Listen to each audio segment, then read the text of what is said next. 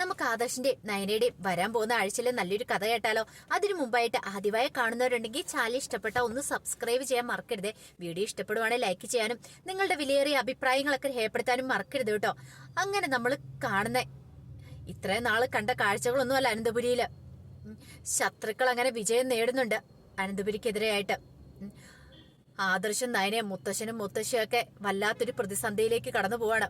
അപ്പൊ ശത്രുക്കൾ നേട്ടം കൊയ്തു. ശത്രുക്കൾ എന്ന് പറഞ്ഞാൽ നാഗേന്ദ്രനും അവന്തികയൊക്കെ അവരുദ്ദേശിച്ച പോലെ കാര്യങ്ങളൊക്കെ നടക്കുന്നുണ്ട്. അതിനു വേണ്ടിയിട്ട് അവർ ചില തന്ത്രങ്ങളൊക്കെ മെനയുന്നുണ്ട്. അപ്പൊ അതിന്റെ കുറച്ച് കഥകളൊക്കെയാണ് നമ്മൾ വരാൻ പോകുന്ന ആഴ്ച കാണുന്നത്.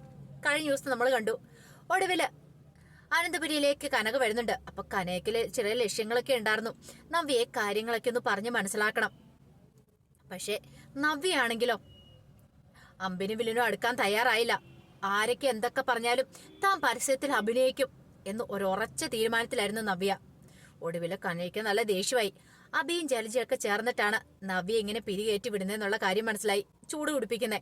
അപ്പൊ പിന്നെ അവർക്കിട്ട് പണി കൊടുക്കണ്ടേ. വീട്ടിലുള്ള എല്ലാരും തന്നെ വ്രതത്തിലാണെങ്കിലും കനക വിട്ടുകൊടുത്തില്ല. ജലജയെ കൊണ്ട് നന്നായിട്ട് പണിയെടുപ്പിച്ചു. തനിക്ക് അത് വേണം ഇത് വേണം എന്നൊക്കെ പറഞ്ഞു ഉണ്ടാക്കിച്ചു. ഇതിനു മുമ്പ് അനന്തപുരി വന്ന സമയത്ത് ജലജ കനകയെ പലപ്പോഴും നാണം കെടുത്തിയിട്ടുണ്ട്. അതിനൊക്കെ ജലജക്കിട്ട് പണി കൊടുക്കുകയാണ്. അത് മാത്രമല്ല അബിക്കിട്ടും നല്ല ഇടിപെട്ട് പണി തന്നെ കൊടുത്തു. അതിന് തക്കതായ കാരണമുണ്ട്.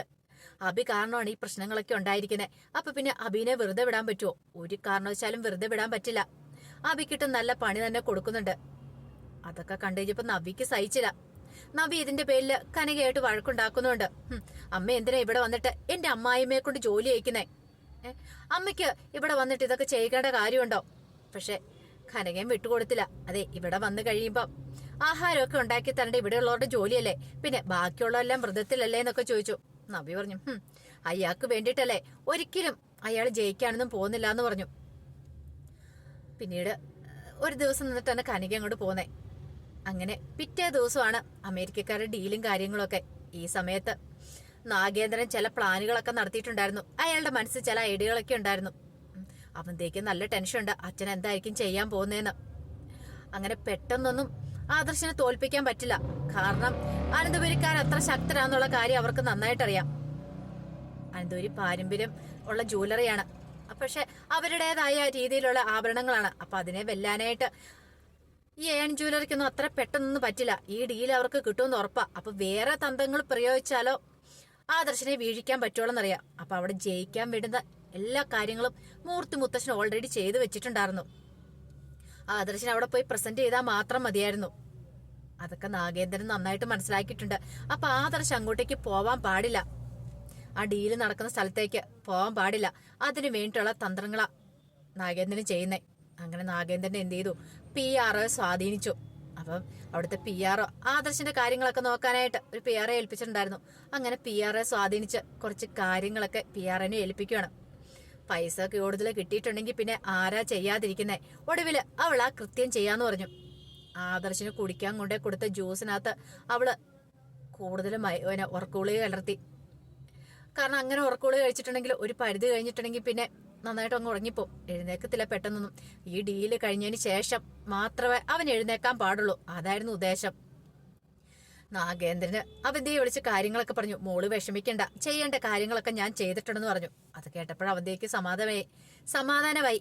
എങ്കിലും ഇനിയിപ്പൊ അതൊക്കെ കഴിഞ്ഞു കഴിഞ്ഞാൽ ജയിച്ചെന്നറിഞ്ഞു കഴിഞ്ഞാൽ മാത്രമേ രക്ഷയുള്ളൂ. ഏൻ ജ്വല്ലറിക്കാരും അവിടെ ഉണ്ടായിരുന്നു. ഡീൽ ഉറപ്പിക്കാൻ വേണ്ടി അവരും അവിടെ കാത്തിരിക്കുന്നുണ്ടായിരുന്നു. അങ്ങനെ ഒടുവിൽ എന്ത് ചെയ്യണ, ആദർശിന് ജ്യൂസും ഒക്കെ ആയിട്ട് PR വന്നു. അപ്പൊ ആദർശിന്റെ കാര്യങ്ങളൊക്കെ അവളാണല്ലോ നോക്കുന്നേ. പക്ഷെ എങ്കിൽ അങ്ങനെ വന്നു കഴിഞ്ഞിട്ടുണ്ടെങ്കിലും ഒരു കാര്യം ഉണ്ടായിരുന്നു. ആദർശിന് ജ്യൂസ് കൊണ്ടേ കൊടുക്കുന്ന സമയത്ത് ആദർശ് പറഞ്ഞു ജ്യൂസ് വേണ്ടാന്നൊക്കെ പറഞ്ഞു. സാറേ, സാറിന്റെ കാര്യങ്ങളൊക്കെ ഞാനാ നോക്കുന്നേ, അതുകൊണ്ടാന്ന് പറയണ. പിന്നെ ആദർശ് കൂടുതലും നോക്കിയില്ല. ജ്യൂസൊക്കെ വാങ്ങിച്ചു കുടിച്ചു. ജ്യൂസൊക്കെ വാങ്ങിച്ച് കുടിച്ച് കിടന്നത് മാത്രമേ ആദർശിന് ഓർമ്മയുണ്ടായിരുന്നുള്ളൂ. പിന്നെ ആദർശ് എഴുന്നേക്കുമ്പത്തിന് ഡീലും കാര്യങ്ങളും ഒക്കെ കഴിഞ്ഞിട്ടുണ്ടായിരുന്നു. ഈ സമയത്ത് ഏൻ ജ്വല്ലറിക്കാര് അമേരിക്കക്കാരുമായിട്ടോടെ ഡീൽ അടിച്ചെടുത്തോണ്ട് പോയി. ആദർശ് അവിടെ ഹാജരായില്ല. ആദർശിന് പ്രസന്റ് ചെയ്യുന്ന സ്ഥാനത്ത് ആരും ഹാജരാകത്തോണ്ട് ആ ഡീല് മുടങ്ങിപ്പോയി ആദർശിന്റെ ഒക്കെ. മൂർത്തി മുത്തശ്ശൻ ആ സമയത്ത് ഡീല് കിട്ടിയില്ലെന്നുള്ള കാര്യം പറഞ്ഞു. ആദർശ് അവിടെ എത്തിയിട്ടില്ലെന്ന് പറഞ്ഞു. ഭയങ്കര ടെൻഷനായി. എന്താ ഏതാ സംഭവം എന്നൊന്നും അറിയത്തില്ല. ഒടുവില് ആദർശ് ഉറക്കമുണർന്ന് ഇതിനെല്ലാം ശേഷം കുറെ സമയം വൈകിട്ടാണ് എഴുന്നേറ്റ്. ആദർശ് എഴുന്നേറ്റ് സമയം നോക്കുമ്പോഴാണ് ആദർശിന് കാര്യം മനസ്സിലാവുന്നത്. സമയം ഇത്രയായെന്ന് എന്തുപോലും സംഭവിച്ചതുപോലും ആദർശിന് ഒരു ഐഡിയയും കിട്ടിയിട്ടുണ്ടായിരുന്നില്ല. പിന്നീട് ആദർശ് അന്വേഷിച്ചു കഴിഞ്ഞപ്പം എല്ലാ കാര്യങ്ങളും കഴിഞ്ഞു. ഡീൽ ചെയ്യാൻ ജ്വല്ലറിക്കാർ കൊണ്ടുപോയെന്ന് പറഞ്ഞു. ആ സമയം നാഗേന്ദ്രൻ അവന്തികയെ വിളിച്ച് കാര്യങ്ങളൊക്കെ പറഞ്ഞു. അവന്തികയ്ക്ക് ഭയങ്കര സന്തോഷമായി. അവന്തിക നാഗേന്ദ്രനെ കാണാൻ ചെല്ലുവാണ്. നാഗേന്ദ്രനെ പോയി കണ്ട് അവരങ്ങനെ സന്തോഷം പങ്കിടുവാണ്. ഇനി പേടിക്കാനൊന്നുമില്ല. ഇത്രയും വലിയൊരു പതനം മൂർത്തി ജ്വല്ലറിക്ക് കിട്ടാനില്ലല്ലോ. ഒടുവില് ആദർശിന് എന്നാ സംഭവിച്ചെന്ന് പോലും അറിയത്തുണ്ടായിരുന്നില്ല. വീട്ടിലേക്ക് പോയിട്ടുണ്ട്, എന്തായിരിക്കും അവസ്ഥയെന്ന് അറിയത്തില്ല. മൂർത്തി മുത്തച്ഛൻ ഇത് അറിഞ്ഞു കഴിഞ്ഞിട്ട് ആരോടും പറഞ്ഞില്ല. എങ്ങനെ പറയണമെന്ന് പോലും അറിയത്തുണ്ടായിരുന്നില്ല. ആദർശ് വരട്ടെ എന്ന് കരുതിയിരുന്നു. അങ്ങനെ ഒടുവില് ആദർശ് വീട്ടിലേക്ക് വരുവാണ്. വീട്ടിലേക്ക് വരണ സമയത്ത് മുത്തച്ഛൻ അവിടെ നിൽക്കുന്നുണ്ടായിരുന്നു. അങ്ങനെ ആദർശ് വന്നു കഴിഞ്ഞപ്പോഴത്തേനും മുത്തച്ഛൻ അങ്ങോട്ട് ഇറങ്ങിച്ചെന്നു. ചെന്നിട്ട് ചോദിച്ചു, എന്താ കാര്യം, എന്താ സംഭവം എന്നൊക്കെ ചോദിക്കുകയാണ്. അപ്പോഴേക്കും ആദർശ് പറഞ്ഞു, എനിക്കറിയില്ല മുത്തച്ഛ എന്താ സംഭവിച്ചെന്ന്. ഞാൻ കിടന്ന് ഉറങ്ങിപ്പോയത് മാത്രം എനിക്കറിയാം. പക്ഷെ പിന്നീട് ഞാൻ എഴുന്നേറ്റ് കഴിഞ്ഞപ്പോഴത്തേനും എല്ലാ കാര്യങ്ങളും കഴിഞ്ഞിട്ടാണ് ഉണ്ടായിരുന്നു പറഞ്ഞു. അത് കേട്ടപ്പോൾ മുത്തശ്ശന് സഹിച്ചില്ല. മുത്തശ്ശി അരികിൽ തന്നെ ഉണ്ടായിരുന്നു. മുത്തശ്ശൻ പറഞ്ഞു, ഇത്രയും കാലം ഈ വീട്ടിൽ ഇങ്ങനെയൊന്നും സംഭവിച്ചിട്ടില്ല, അറിയാലോ. പാരമ്പര്യമായിട്ട് നമ്മള് ഈ ജ്വല്ലറി നടത്തുന്നവരാണ്. ആ അന്തസ്സും പാരമ്പര്യം കാത്തു സൂക്ഷിച്ചുകൊണ്ട് വന്നിരുന്ന ഇതുവരെയായിട്ട് ഒരു തകർച്ചയിലേക്ക് പോയിട്ടില്ല. അപ്പനപ്പൂമാരായിട്ട് അങ്ങനെയായിരുന്നു. പക്ഷെ നീയായിട്ട് നിന്നോട് ഞാൻ ആദ്യമേ തൊട്ട് പറഞ്ഞ ഇത് സീരിയസ് ആയിട്ട് എടുക്കണമെന്ന്. പക്ഷെ നീ അതിന്റെ സീരിയസ്നെസ് കണ്ടില്ല. നീ കിടന്ന് ഉറങ്ങിപ്പോയില്ലേ. ഇത്രയും വലിയൊരു ഡീലിന് വേണ്ടി പോയിട്ട് ഉറങ്ങിപ്പോയിട്ട് വന്ന് പറഞ്ഞോണ്ട് ഉറങ്ങിയെന്ന് പറഞ്ഞ് വന്ന് പറയാനായിട്ട് നിനക്ക് നാണമില്ലേടാ ആദർശേ എന്നും ചോദിച്ചോണ്ട് ആദർശന്റെ കാരണം തീർത്ത് ഒറ്റ എണ്ണം കൂടി കൊടുക്കുവാണ്. മുത്തശ്ശി വരെ ഞെട്ടിപ്പോയി. ഇത് കണ്ടുകൊണ്ടാണ് നയനെ അങ്ങോട്ടേക്ക് വരുന്നേ. നയനിക്ക് സഹിച്ചില്ല. കടന്നു പോയിക്കോ എന്റെ മുന്നിൽ നിന്ന്, എന്റെ മുന്നിൽ പോലും നിന്നെ കാണണ്ടാന്ന് പറഞ്ഞു.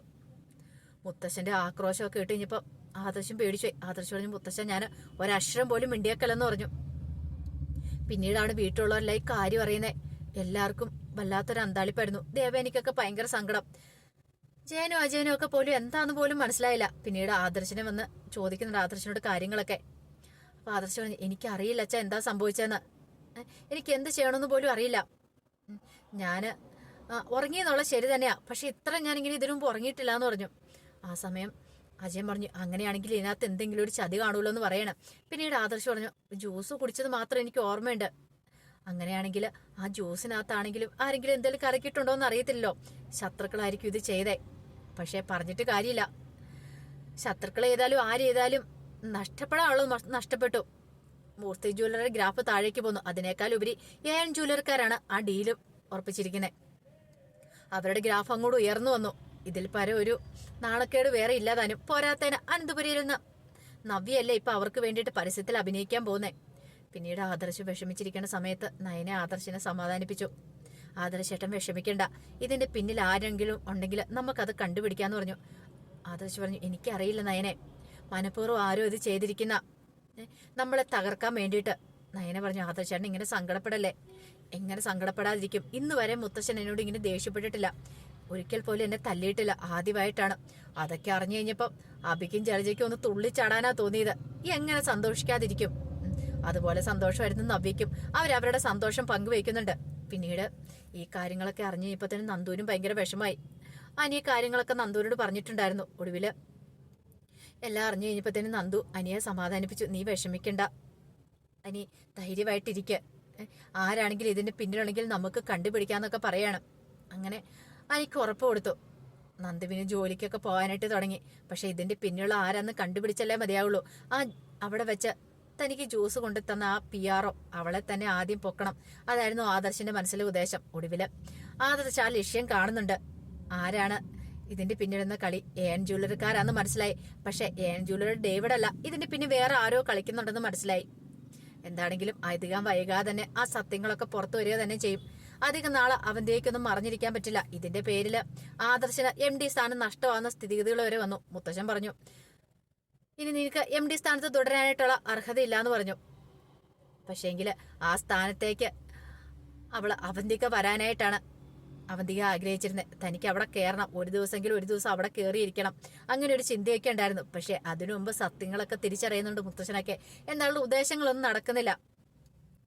കള്ളത്തരങ്ങളൊക്കെ വെളിച്ചത്ത് വരിക തന്നെ ചെയ്യും. മറിഞ്ഞിരിക്കുന്ന നാഗേന്ദ്രനാന്നുള്ള സത്യങ്ങളൊക്കെ. അപ്പൊ അതിന്റെ വിശേഷങ്ങളൊക്കെ നമ്മൾ കാണാൻ പോകുന്നത്. ആ വിശേഷങ്ങൾക്കായി നമുക്ക് എല്ലാവർക്കും കാത്തിരിക്കാട്ടോ. ഒരിക്കൽ കൂടി എല്ലാവർക്കും ശുഭരാത്രി നേർന്നുകൊണ്ട് നിർത്തുന്നു. നന്ദി.